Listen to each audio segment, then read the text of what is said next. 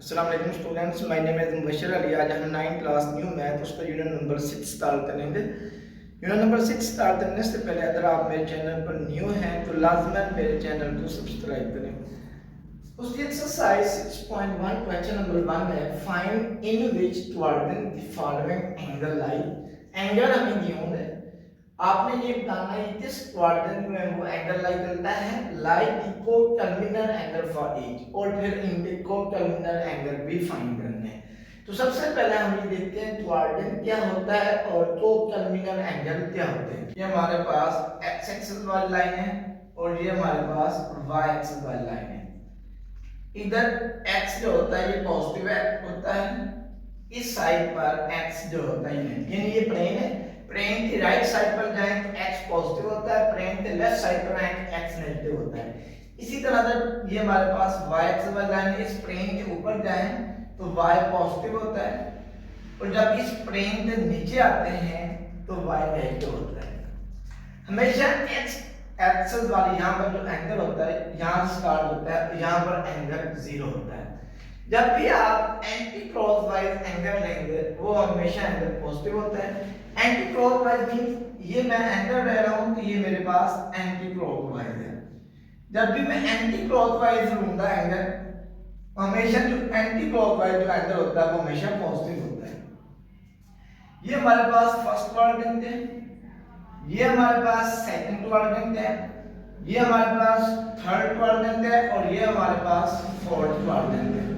अब जो first quadrant है इसमें जो एंगल होता है वो 0 से स्टार्ट होता है और 90 तक जाता है। यानी एंगल अगर 0 से 90 के दरमियान वैल्यू आ जाए तो उसमें वो जो एंगल होता है ये फर्स्ट क्वाड्रेंट के अंदर लाई रहता है।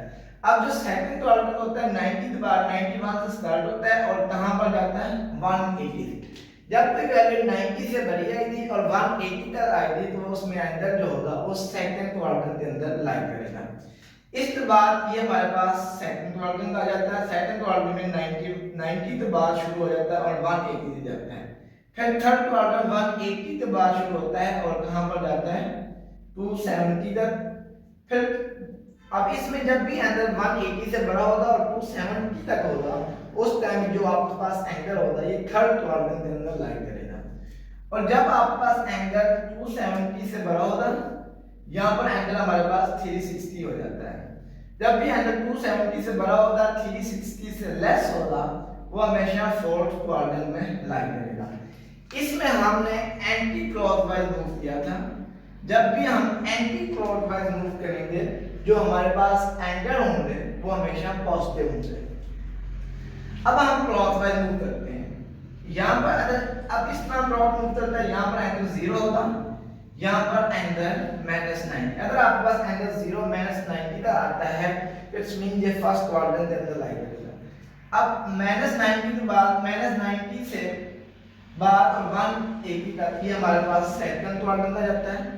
फिर यहाँ पर -180 बाद और -270 के बाद ये हमारे पास थर्ड क्वाड्रेंट ये नेगेटिव के हिसाब से, और यहाँ पर हमारे पास एंगल ये फोर्थ क्वाड्रेंट यहाँ पर बनता है -360। क्वाड्रेंट आपके पास हुई, ये फर्स्ट क्वाड्रेंट है, ये सेकंड, ये थर्ड और ये फोर्थ। जब आपने नेगेटिव के हिसाब से करना है इसमें एंगल 0 से -90, सेकंड फिर इसमें आ जाना -90 से 180, फिर -180 से -270, फिर -270 से -360 आ जाता है। तो ये हमारे पास क्वाड्रेंट थे।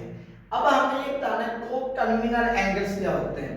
Co-terminal angle are those angles which have common initial and final side at common at standard position।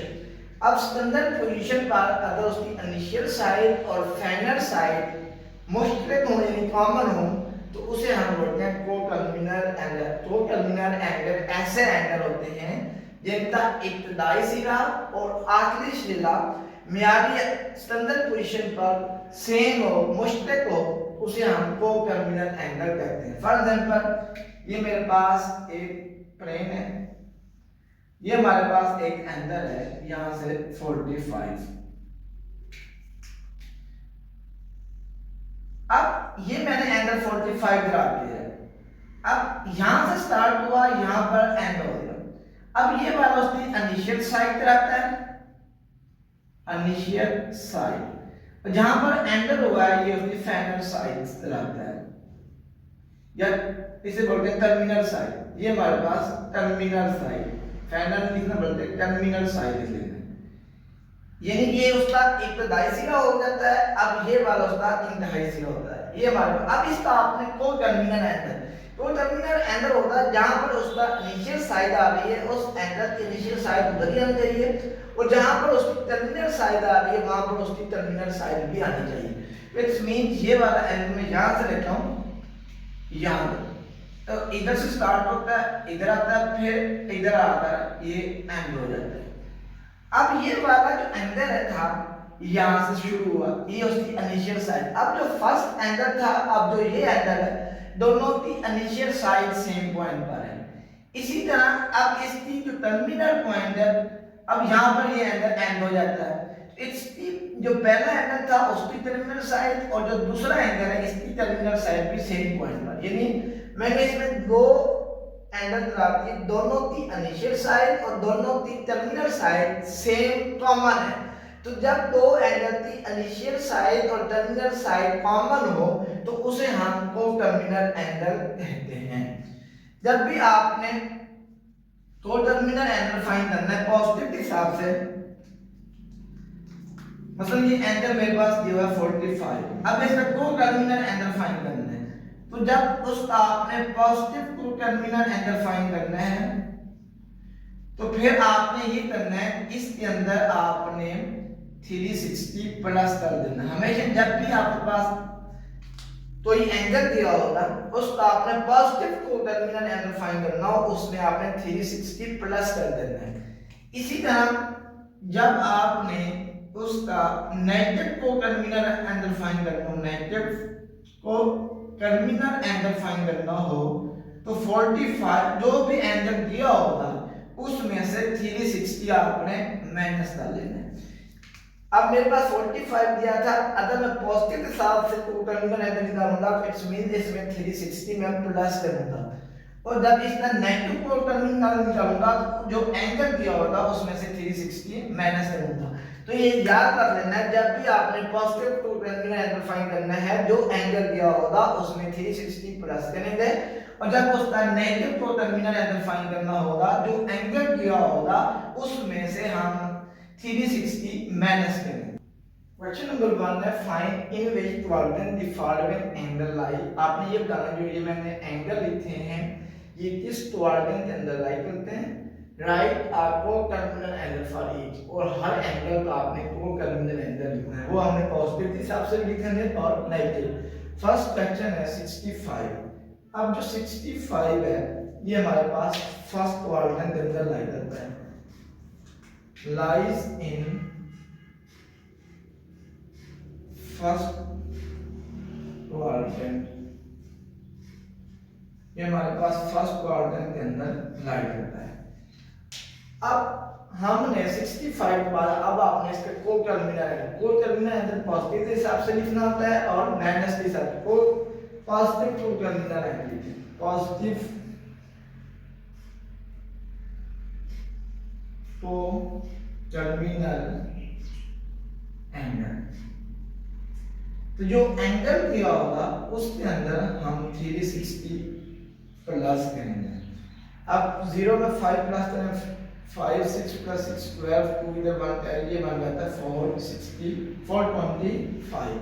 तो जो हमारे पास पॉजिटिव को टर्मिनल एंगल है वो हमारे पास आ जाता है 425। अब इसी एंगल का हमने नेगेटिव को टर्मिनल बताना है, नेगेटिव को टर्मिनल एंगल,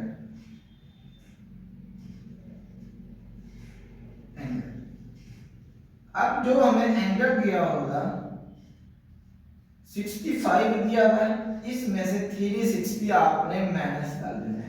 तो 65 माइनस 360, ये प्लस वाला नंबर है, ये माइनस वाला, इन दोनों को माइनस करेंगे और साइन बढ़िया नंबर, तो ये बन जाता है minus 295।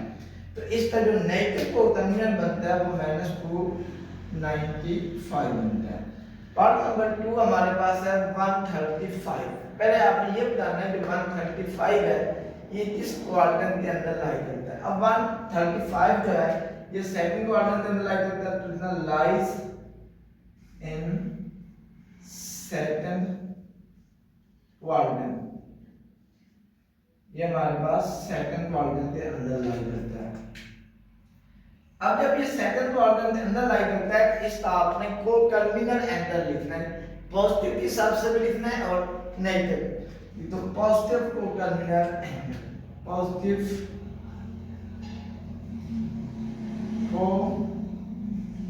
Coterminal angle, positive coterminal angle. तो पॉजिटिव के हिसाब से जो हमें एंगल दिया हुआ है 135, इसमें आपने 360 प्लस कर देना है। तो 360 प्लस करने 5 में 0 5 6 प्लस 3 9 3 प्लस 1 4, तो ये हमारे पास बन जाता है 495। तो पॉजिटिव कोटर्मिनल जो एंगल है वो हमारे पास 495 बनता है। अब हमने नेगेटिव कोटर्मिनल बताना है, यहाँ पर लिखते हैं नेगेटिव कोटर्मिनल एंगल।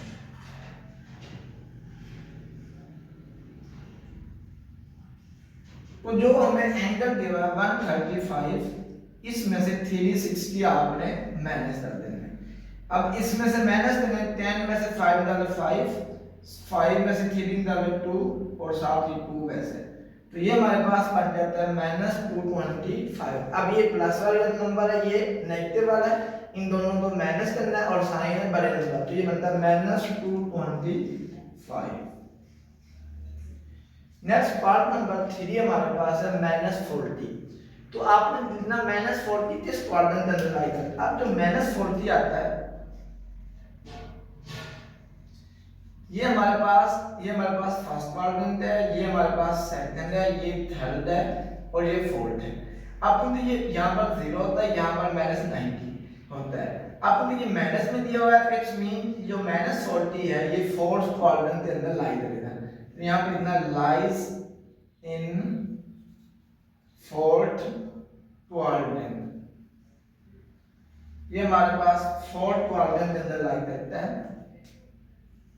अब इसका आपने पॉजिटिव कोटर्मिनल एंगल भी बताना है और नेगेटिव। पॉजिटिव कोटर्मिनल लिखें, positive coterminal angle, terminal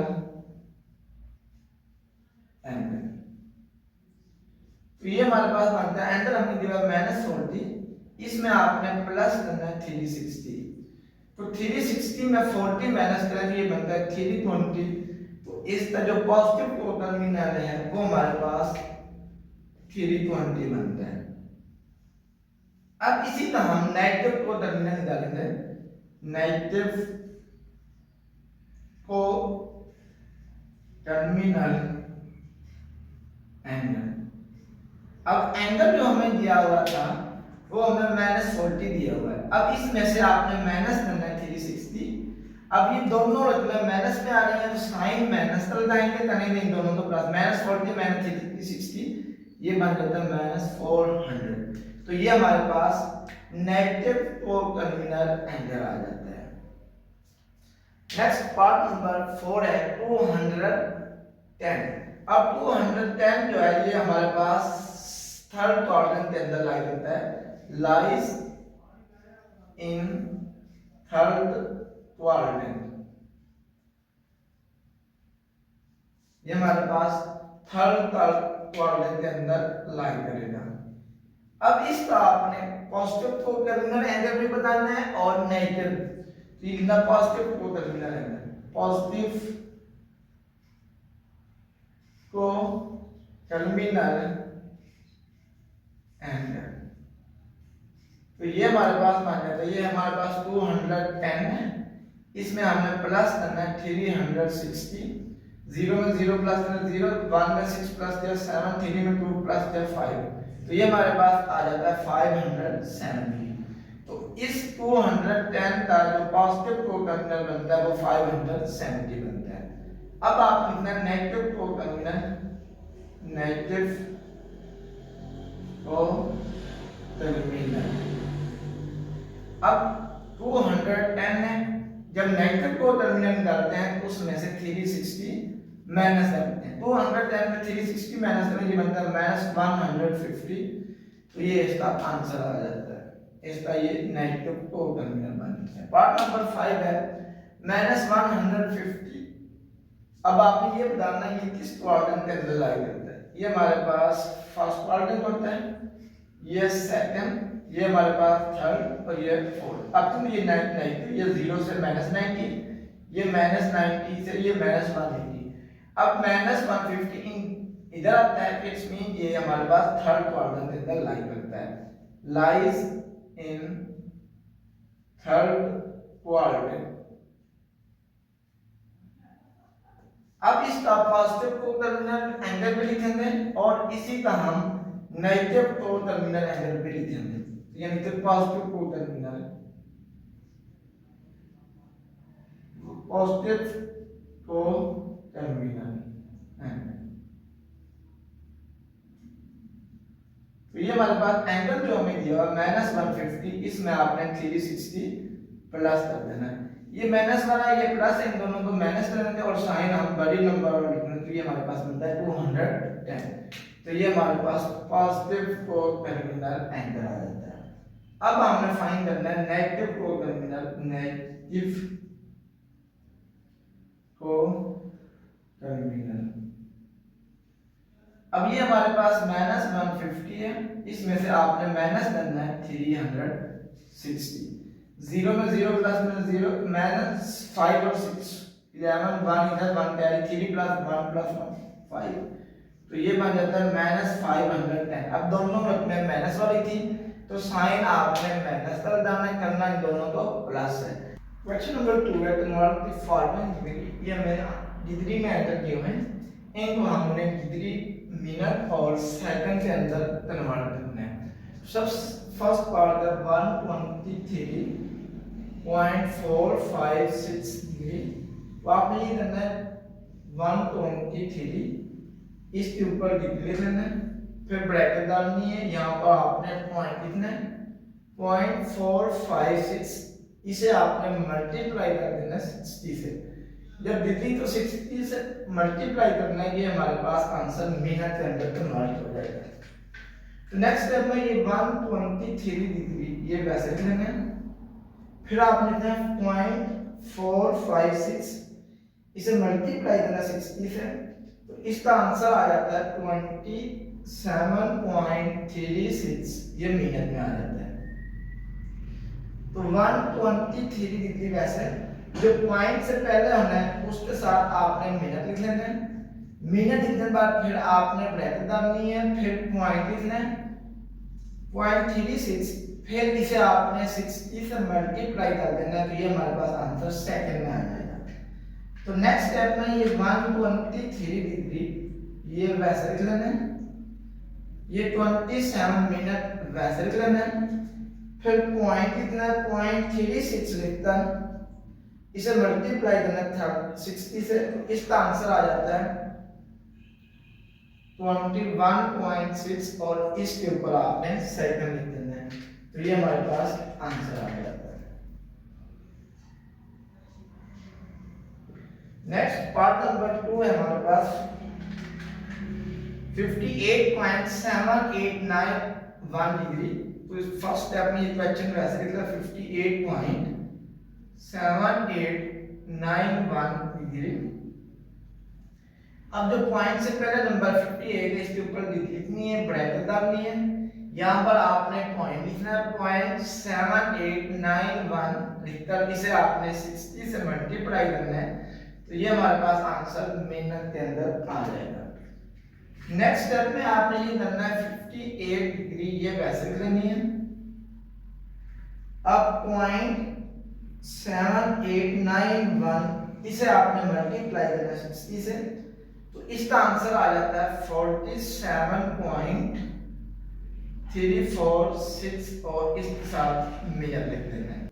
next step में आपने 58 डिग्री वैसे लिख लेना है, जो पॉइंट से पहले रकम है उसके साथ आपने मिनट लिख लेना है, फिर आपने पॉइंट डालना 0.346, इसे आपने 60 से मल्टीप्लाई करना है, तो ये हमारे पास आंसर सेकंड में आ जाएगा। नेक्स्ट स्टेप में ये 58 डिग्री वैसे लिख लेते हैं 47 मिनट। फिर आपने पॉइंट वाला 346 दबाना है, इसे आपने मल्टीप्लाई देना 60 से, तो इसका आंसर आ जाता है 20.76 और इसके ऊपर आपने सेकंड लिख लेना है। पार्ट नंबर 3 है 90.5678 डिग्री, इसे हम डिग्री मिनट और सेकंड के अंदर चेंज करेंगे। फर्स्ट स्टेप में ये स्टेटमेंट वैसे लिख लेनी है 90.5678 डिग्री, जो 90 है इसके ऊपर डिग्री लेना है, फिर ब्रैकेट डालनी है 0.5678, इसे आपने 60 से मल्टीप्लाई करना है, इसका आंसर मिनट में आ जाएगा। ये बन जाता है 90 डिग्री। फिर उसके बाद आपने डालना 0.5678 इसे मल्टीप्लाई करना 60 से, इसका आंसर आ जाता है 34.068, ये हमारे पास मिनट में आ जाता है। नेक्स्ट स्टेप में ये 90 डिग्री वैसे लिख लेनी है 34 इसके ऊपर मिनट वैसे लिख लेना है, फिर आपने पॉइंट डालना 068, इसे आपने 60 से मल्टीप्लाई कर देना है।